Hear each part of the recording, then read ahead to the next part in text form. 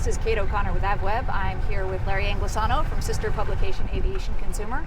We've hopped in the golf cart to take a look around AirVenture 2022 on setup day and scope out some of the things we're going to be covering later this week. Larry, what are you seeing at the show so far? Well, I'm seeing a pretty good crowd so far, and I heard the North 40 is starting to fill up pretty fast. Social media has really been hyping this show, particularly on Facebook, so that may have something to do with the heavier crowds. Some of the vendors that I talk with that are halfway through setup took a couple steps back because of that nasty weather that came through. Looking ahead at the week, I don't expect a whole lot in the way of new product announcements. Supply chain isn't any better now than it was at Sun & Fun. We'll talk a little bit more about the supply chain issue and a separate production coming up later this week. One big announcement that's supposed to kick off the show tomorrow comes from Daher Kodiak. We'll be there covering that. I assume it's the next generation Kodiak. We'll see.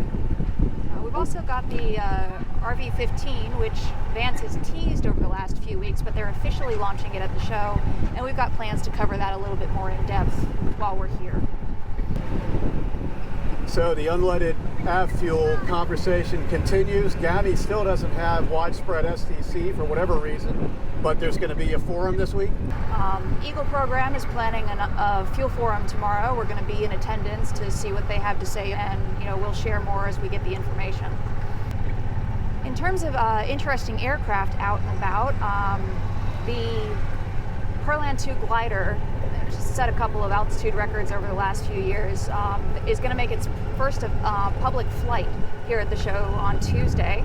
Assuming the weather cooperates, we're going to be there for that as well. And I saw a pretty cool kit from Scale Wings. It's a 70% scaled P-51 Mustang. Going to be available in kit form, and it's going to be available with a Mercedes-Benz V12 engine, which should be kind of cool.